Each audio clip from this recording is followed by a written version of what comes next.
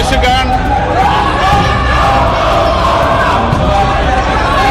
मैं पुनः आपसे आग्रह कर रहा हूं कि प्रश्नकाल महत्वपूर्ण है, आप सदन में भागीदारी निभाएं।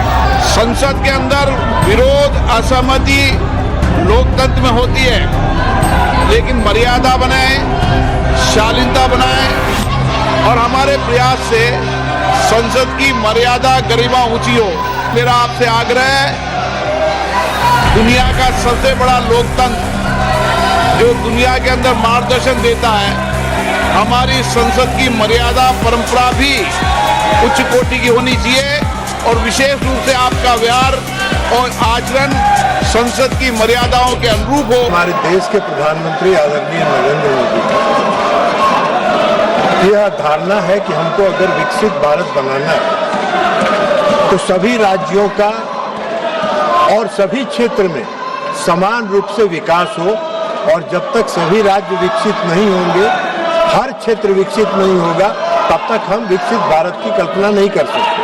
और इसी उद्देश्य को ध्यान में रख के आदरणीय प्रधानमंत्री नरेंद्र मोदी जी इस योजना को मत्स्य पालन के क्षेत्र में जो उन्होंने प्रधानमंत्री मत्स्य संपदा योजना प्रारंभ किया, उसने पूरे देश में मछली के उत्पादन में एक क्रांति लाने का काम किया। लेकिन दुख की बात यह है कि पश्चिम बंगाल की सरकार ने इसमें कोई सहयोग नहीं किया।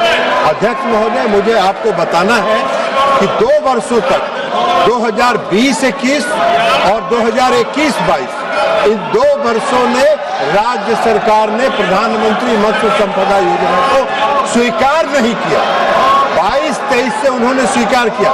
केंद्र सरकार ने पश्चिम बंगाल में जो प्रधानमंत्री मत्स्य संपदा योजना में खर्च का लक्ष्य रखा था 910 करोड़ रुपए, और उसके एवज में जब 22-23 से शुरू किया भाग लेना पश्चिम बंगाल सरकार ने, तो मात्र 221 करोड़ रुपए का ही प्रस्ताव वहां से प्राप्त हुआ, जिसमें आज तक जो राशि आवंटित की गई है केंद्रीय शेयर की 221 करोड़ रुपए, उसमें मात्र 114 करोड़ रुपया अब तक जारी किया है 221 करोड़ में, और मात्र 58.51 करोड़ पश्चिम बंगाल की सरकार ने खर्च किया है। 22-23 से आज तक जो पश्चिम बंगाल की सरकार का खर्च का जो रेशियो है वो मात्र 51%। अब अगर राज्य सरकार सहयोग नहीं करेगी तो फिर केंद्र सरकार कहीं पर रहेगी।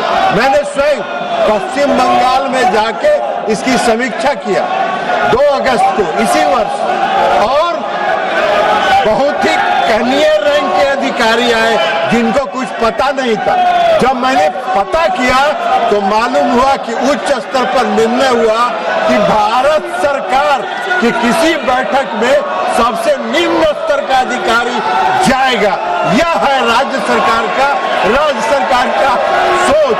तो इस देश को विकसित करने का प्रधानमंत्री मोदी जी का जो लक्ष्य है, उसमें राज्य सरकार जहां सहयोग नहीं कर रही है वहां कठिनाई हो रही है। हमारी जो योजना है वो हम राज्य सरकार के माध्यम से खर्च करते हैं, सीधे तौर पर सहयोग समिति को हम नहीं देते हैं। उनके लिए FIDF है, इंफ्रास्ट्रक्चर डेवलपमेंट फंड है, वो उसका उपयोग करके आगे बढ़ते हैं। माननीय सदस्यगण,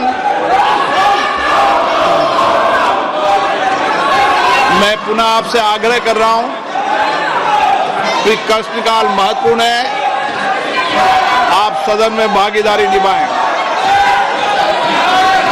माननीय सदस्यगण, मैं जिस तरीके का आचरण आपका देख रहा हूं संसद के अंदर, और कई माननीय सदस्य संसद के बाहर जिस भाषा का प्रयोग संसद के लिए कर रहे हैं, वह न संसद के लिए न देश के लिए है। अगर उनके राजनीतिक दलों की यही परंपरा है तो देश देख रहा है संसद के अंदर विरोध, असहमति लोकतंत्र में होती है, लेकिन मर्यादा बनाएं, शालीनता बनाएं और हमारे प्रयास से संसद की मर्यादा, गरिमा ऊंची हो।